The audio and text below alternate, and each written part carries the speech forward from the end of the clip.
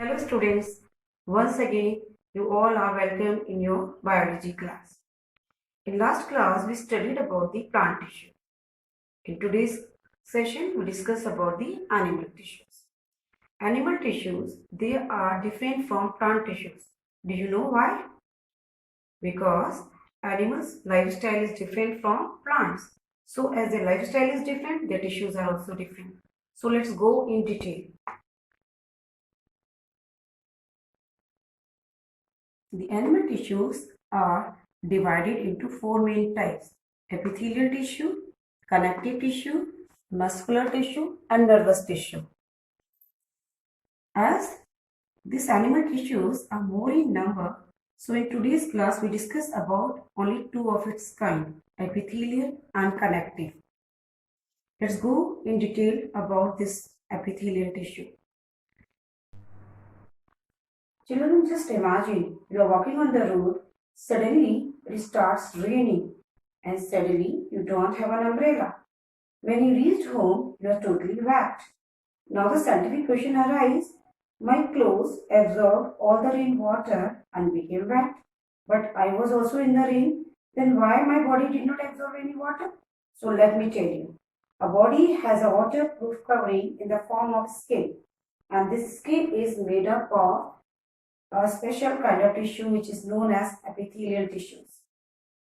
The two main things about this tissue that you have to keep in mind is that, number one, the cells of these tissues are closely packed without leaving any gap so that they look like a continuous form of sheet. Secondly, the cells of this tissue lacks blood vessels. So from where they will get their nourishment? They get their nourishment from a layer of cell on which they lies, which is found at the base of the cells. So they are known as the basement membranes.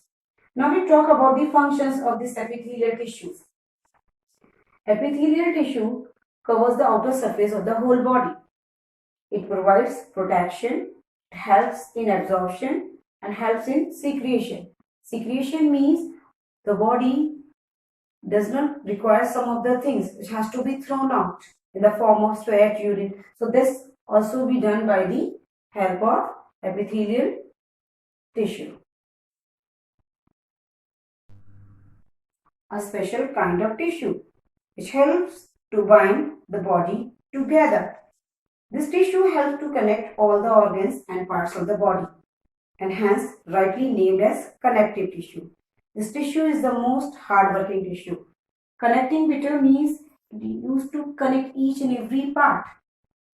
जोड़ते हैं, इसलिए इनको हम connecting tissue कहते हैं, right? This connective tissue is further subdivided into three main types: connective tissue proper, skeletal tissue, and vascular tissue. Connective tissue proper. First we talk about that. As the name we have seen, proper. Proper means this tissue gives proper supports and surrounds the organs of the body.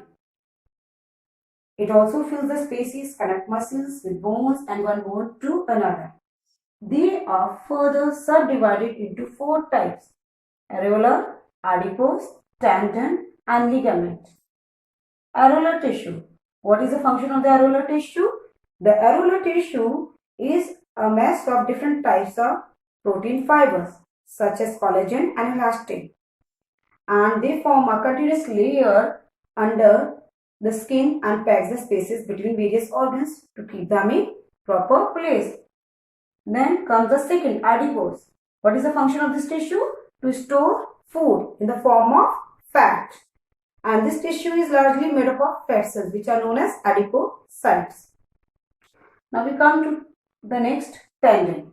What is the function of this tissue? They are actually the bands of fibrous connective tissue, mainly made up of collagen fibers and very little elastin. And the very important function of tendon is to join or attach muscles to bones and to structures such as the eyeball. Lastly, the ligament. The function of ligament is to join bones to bone, or we can say it joins bones together. They are also the bands of fibrous connective tissue. Now we talk about the skeletal tissue. This type of tissue are much stronger than connective one because they are made up of bones and cartilage. They are the two types of skeletal tissue. Now we talk about what is a cartilage. This tissue is made up of cells called chondrocytes. The cells have wide spaces between them and are embedded in a jelly-like matrix. You can see here. Matrix, this makes the tissue elastic and thus capable of absorbing the shock of friction between bones. You can see it in here in the picture. This is the matrix and these are the cells. Now bone.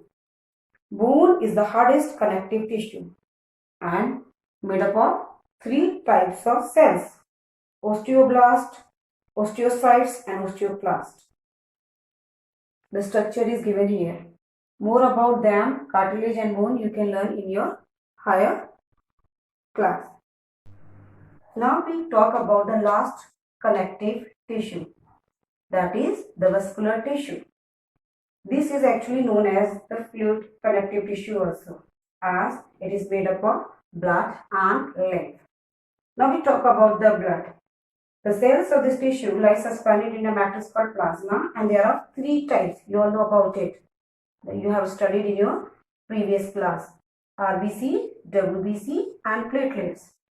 RBC, they are actually the red blood corpuscles, and WBC, white blood cells and platelets. They form the blood.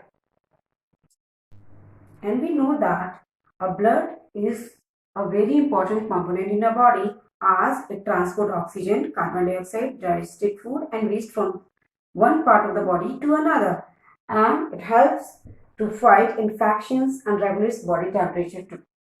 Now we talk about the second one, that is lymph. Some blood minus RBCs and a few other constituents leaves the blood capillaries and passes into the spaces between tissues. So this straw colored watery fluid is called lymph. It doesn't have RBC in it and it gets drained into a network of vessels that form the lymphatic systems. So with this we come to an end for today's session. The next two tissues, muscular tissue and nervous tissue, will be discussed in my next class. Till then, goodbye. Thank you.